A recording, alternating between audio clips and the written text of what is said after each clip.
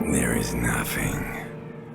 Only warm primordial blackness. It is utterly void of struggle. No ex-wives You got it, sweet brother. Nothing upon nothing upon I'm nothing. not one of them. It's basically all just Never, evil apes ever, duking it ever, out on a baby. giant ball. Now wake up. You gotta find out for yourself, boy.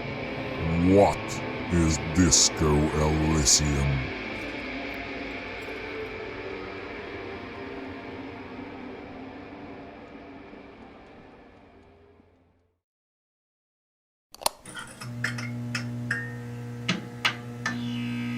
Why hello there guys, it's me, Big Private Dick Boy. And I've been given a task by a very ominous and mysterious force to investigate if Disco Elysium is worth playing. And more importantly, should you be playing it? And what even is Disco Elysium, the final cut? Well, let's start with... What is Disco Elysium? Well, it's a game. Sort of. It's complicated. Let's start with what Disco Elysium is not. Here's one of the old trailers before the final cut update. Get dressed, detective. Yes, that's true. You can get dressed in this game. And on this plane, clothes sometimes do make a man. More on that later. The city awaits. Yep, it doesn't move. Checked it, and not once has it moved. An open world RPG. Unlike anything you've seen before. Now hold on there. Open world RPG? Not quite so. I mean, yeah, technically it is an open world and it is an RPG. Open world in a sense that the game doesn't strictly force you to go from one place to the other. You can freely choose who and what you want to interact with, but you do have to interact with key figures sooner or later. And the space that you can traverse is quite limited. Now I know, per definition open world does not have to have a giant map. But by that definition, Pac-Man could be considered an open world game too. Cause hey, you can freely decide which pellets you want to eat first. Yeah, Pac-Man! An open world RPG. Unlike anything you've seen before.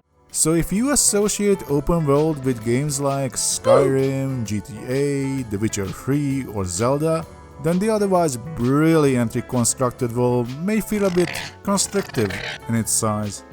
As for the RPG part, well, it is a role-playing game, that's for certain, but similarly, where open world is associated with a vast world to explore, RPG is often associated with combat, finding treasure and loot.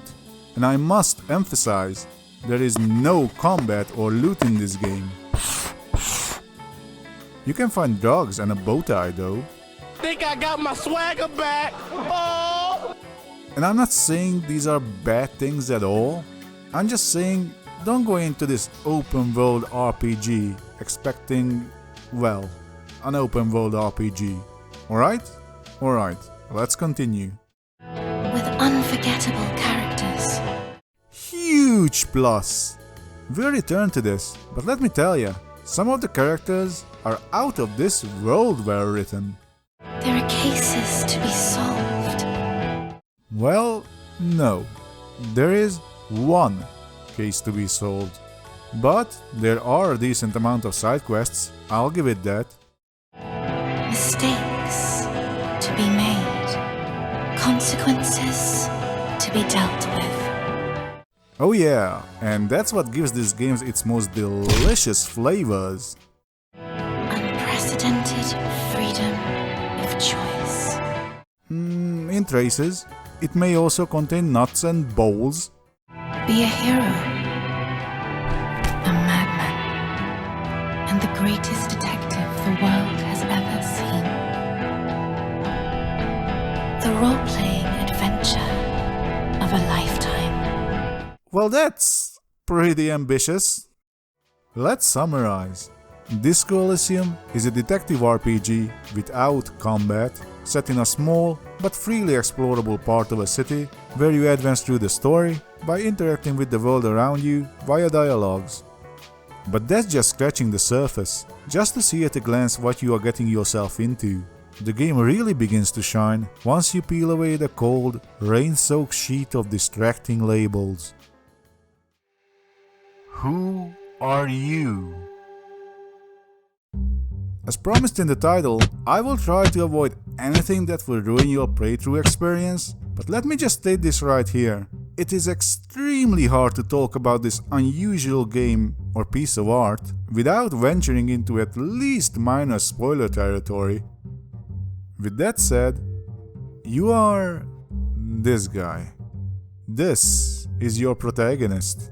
A drunkard, overweight, middle-aged man, waking up in a trashed motel room, almost fully naked, with an unbearable headache and an even more unbearable guilt caused by a distant, pale, uncertain feeling. You were out on a 3-day bender with lots of red Commodore, a type of alcohol, and other substances involved. When you wake up, you can't remember where you are, why you are there, or even who you are. All is muddled. And thus, your first investigation begins. Where is the missing pair of your fine, disco, snakeskin shoe? Yeah, I'm not even kidding. Depending on what you do, the first side quest, if we stick to gaming terms, is to track down your missing shoe. Although, this broken window calls out to me as rather suspicious. But no spoilers. Soon after you manage to wobble down from your ill-fated hostel room, you are introduced to your partner in crime, solving Kim Kitsuragi. Kim throughout the game acts like the calm, balanced voice of reason, while you, well, you act like an asshole. But I should say, you can choose to act like an asshole. Cause what you tell people and how you tell them is completely up to you. Within limits, of course. What are you?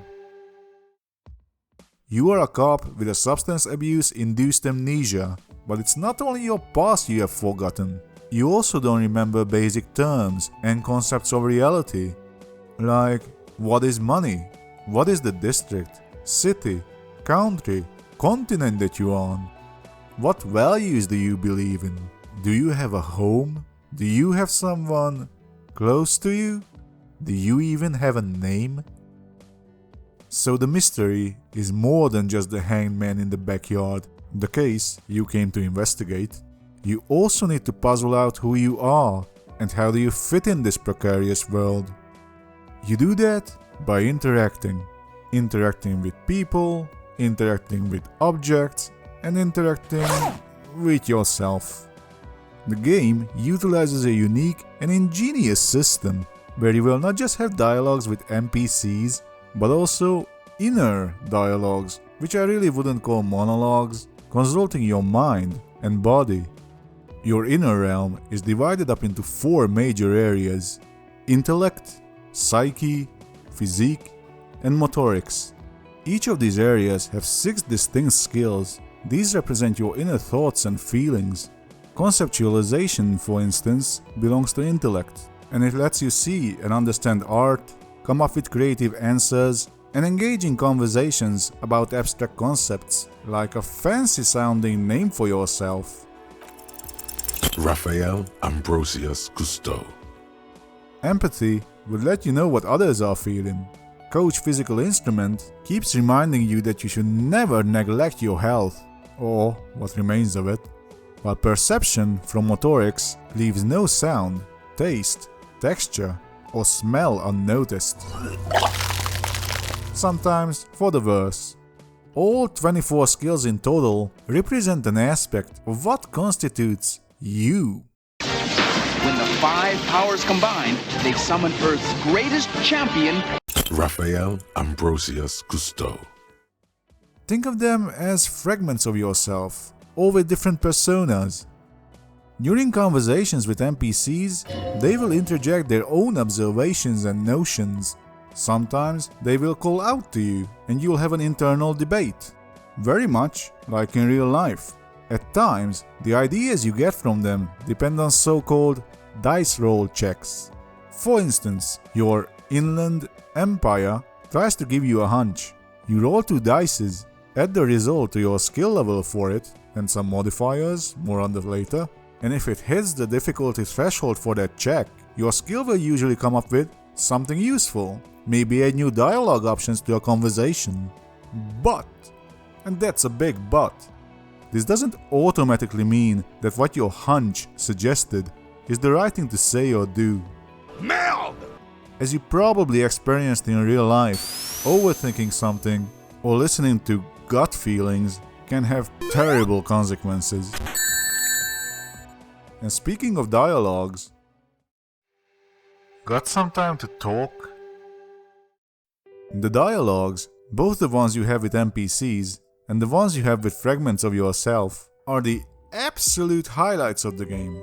I cannot emphasize enough how amazingly well written, how stellarly worded they are. When a character is speaking, it's believable. Incremental progress! Yeah! When it needs to convey emotions, it does it stunningly. When it needs to set the mood, it reads like a first-rate novel. On an island on the river Esperance, a small woman, all skin and bones, sits in a room filled with audio equipment. Thousands of tiny lights are reflected back from her prescription lenses, like stars in the dark. There's even some out-of-nowhere fourth wall breaking, executed flawlessly. And the dialogues better than be spectacular, because you reading, or since the last cut edition, listening to them, makes up about 95% of the game. And it's extensive. Just look at this sped up footage of me trying to exhaust all dialogue options with a single character. Look, I'm clicking through all the options without reading or listening, and it still took almost 4 minutes. The game features an incredible amount of about 1 million words in total. To put that into perspective, that is about the length of the entire Harry Potter series, or War and Peace by Tolstoy, twice. And since the final cut was released, almost every line of that is voice acted. Talk big. Kuno's got it under control. Of course, you are not going to see or hear all that text in one playthrough.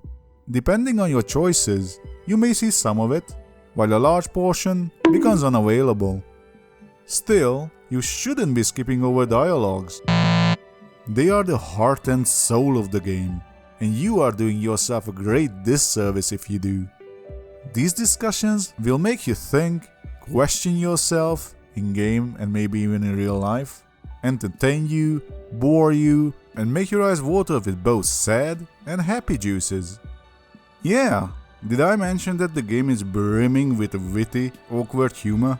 It often caught me off guard, and I had to pause for a solid minute or so to take in what just happened before I was able to continue. Got him! There are also quite a few obscure pop cultural references. Hello, sir. Step right in. I am the law! What? Or this young raver saying, so that's pretty cool, I guess. Alright, now let's skip to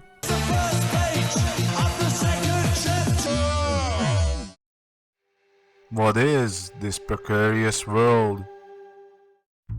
World building. As you are regaining your memories and familiarizing yourself with Revachol, the city you are in, and its very inhabitants, slowly the whole world reveals itself to you. And what a thoughtfully interconnected place it is. In the previously mentioned conversations, you can learn about its history, geography, religious system, economy, literature, music, and even wildlife.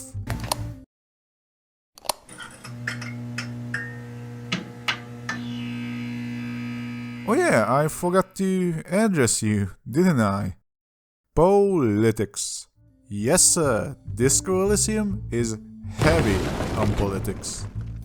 There are 4 main ideologies contending in the ring, everyone's favorites: communism, fascism,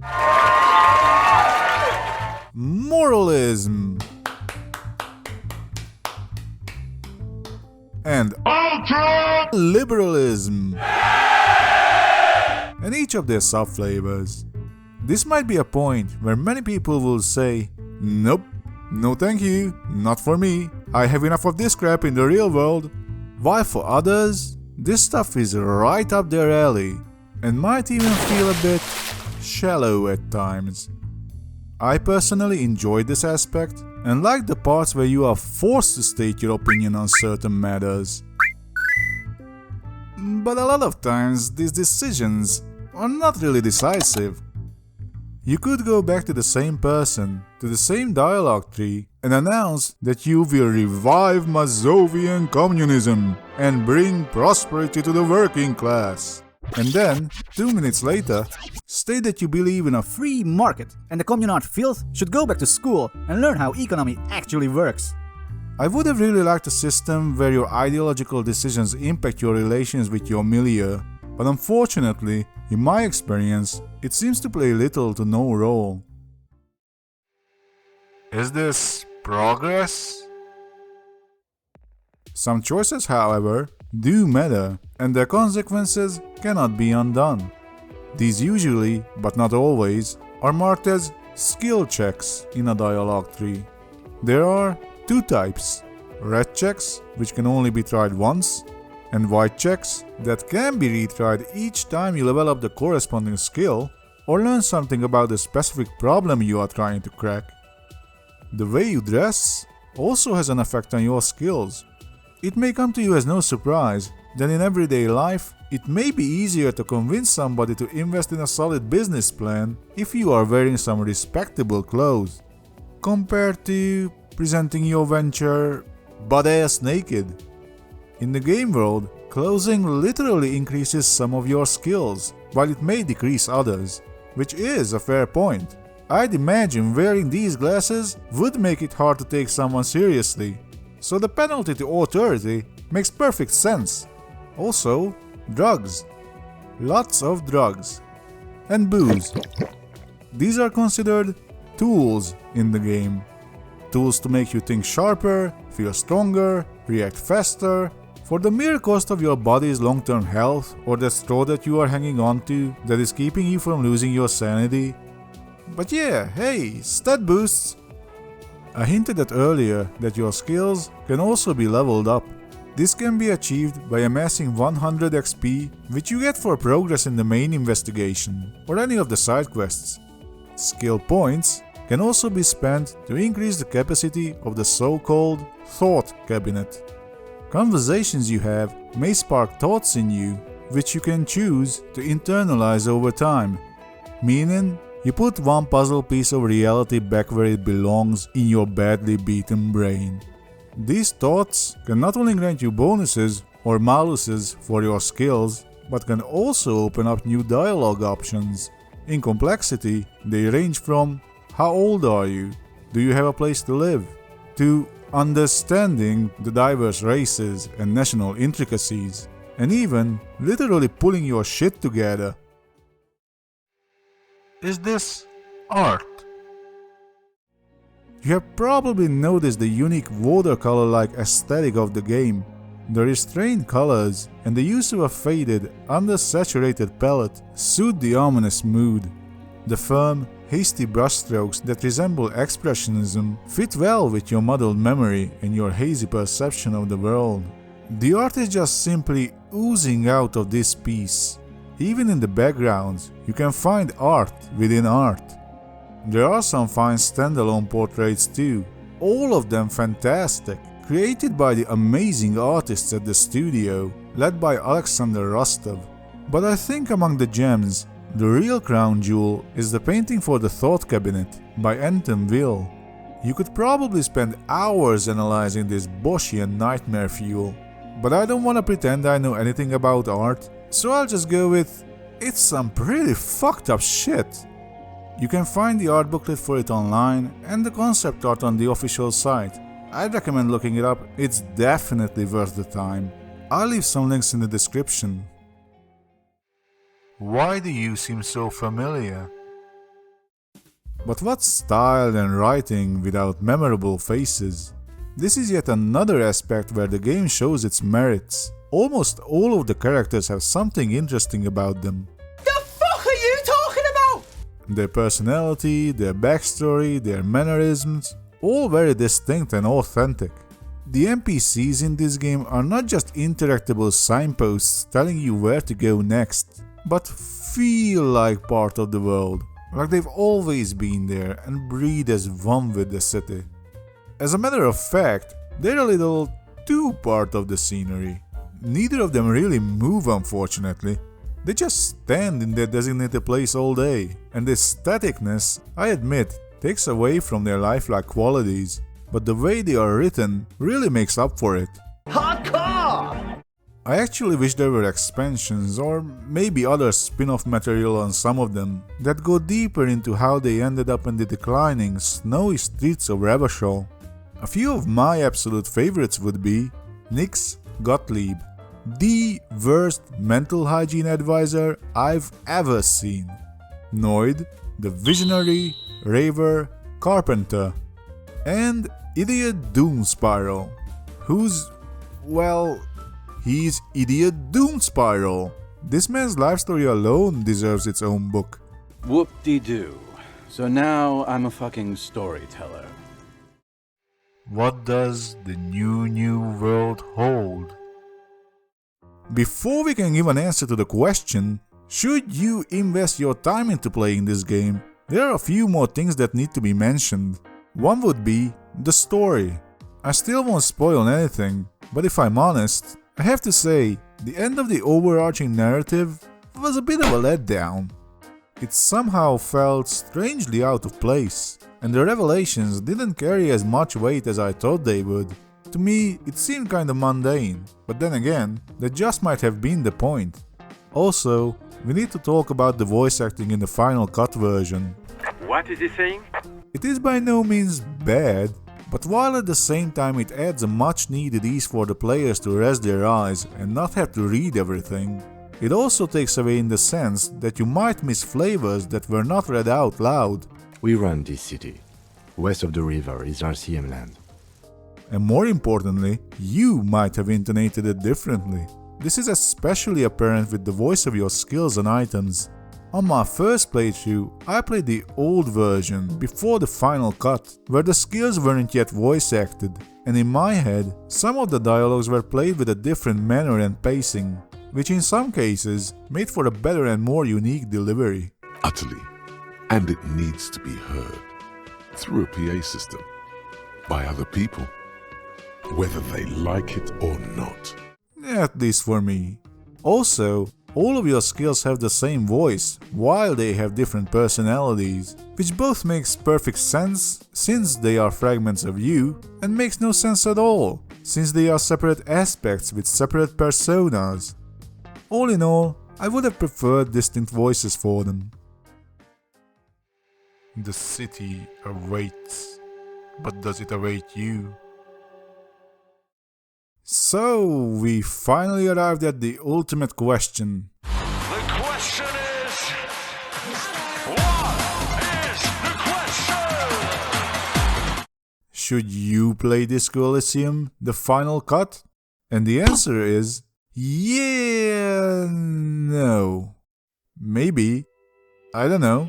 It really depends on what types of games you enjoy and with what expectations you dive into it. It's one of those games where there's no in between. You either have no idea why anyone would remotely like this, or you're going to stumble upon one of your greatest gaming experiences ever. So I made this short summary to help you decide for yourself.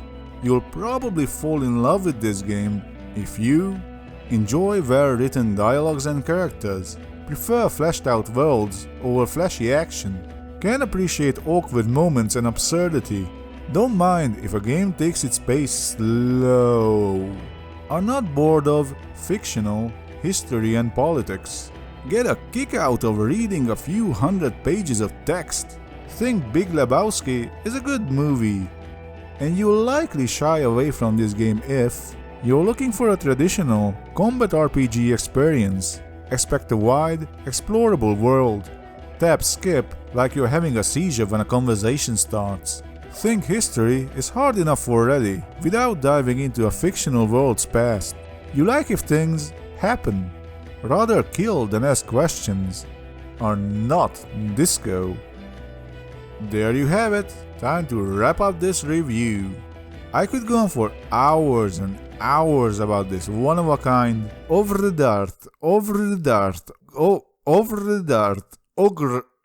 art.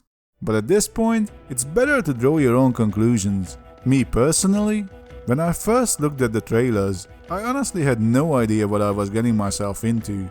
Was I expecting this? Certainly not. Was I disappointed initially? A little bit. Was what I got worth it? Abso-coping-lutely yes. I can barely wait to see what Studio Zone will bring us next. The stage is already set. So, what are you waiting for? Get dressed, detective. And try out the role-playing adventure of a lifetime. Disco Elysium.